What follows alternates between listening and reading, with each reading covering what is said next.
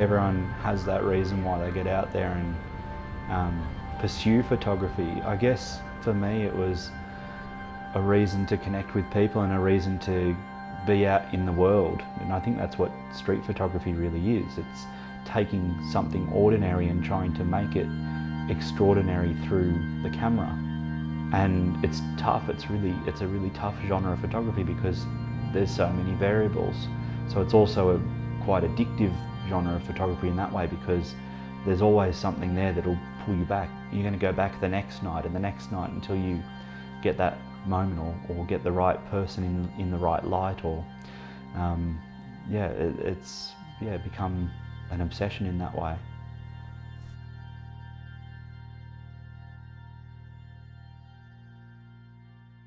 Part of the appeal of street photography is you don't know what is out there, you don't know what you're going to get. You have to be optimistic when you are a street photographer because you have to hope that the thing that you're looking for is going to come along. Like if you tell yourself, oh, I have to be out there, I have to be taking photos, I have to get a good one today because this is like I'm wasting 4 hours on this, like got to come back with something, you're just going to be disappointed with street photography. But if you go out there thinking, well, this is 2 hours I have to kill, or I have to go to that place and make that errand that I was planning, and you get a photo on the way, it's kind of like a bonus. Something nice that comes along just out of the blue. For it to be an image that that I'll sort of stick with or put out there or enter into prizes and that kind of thing, it has to be something that resonates with me on a personal level.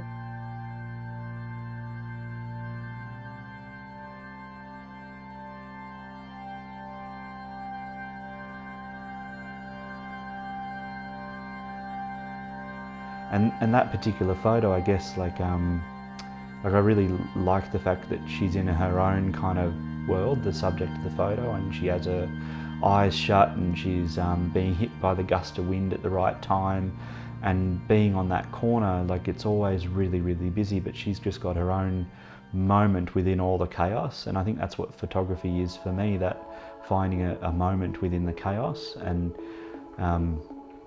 feeling good about like being connected to that place at that time and feeling feeling better about being in the city and not overwhelmed by it.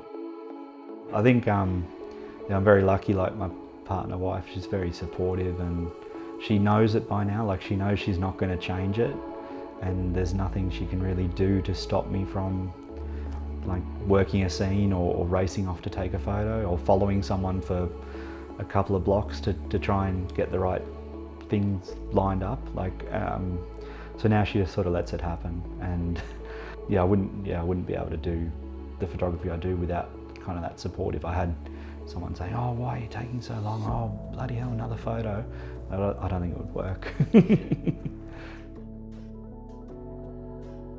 The more I've been doing this, the more I feel at ease on the street, and I think people pick up on your vibe when you're out there. I think Matt Stewart, in lots of interviews, he always says like, well, we're just animals. Like if you get a sense that someone's tense or on edge or nervous or feeling like they're doing something wrong, then people are going to pick up on it. So if you feel like you're doing something wrong on the street, like you're not meant to be there, that what you're doing is a bit creepy or weird or whatever it is, then people around you are going to start picking up on that feeling. So the longer I've been doing it, the more at ease I'm feeling, the more I feel like I belong there, the more I feel like, well, what I'm doing is meaningful, it has a purpose. You learn to read people and read their body language, and you know if people have had a good day or a bad day and that kind of thing. It's that first step of lifting it up that people get the butterflies about, that makes them nervous. I think Sydney's a very safe place for street photographers and has a long history of people shooting street photography here. Nelson I see every day and know him quite well now, and another guy, like, first time I met him, so there you go. Yeah, funny. Lots of people shooting street now, which is pretty cool. Like, it seems like it's gained a bit of popularity lately.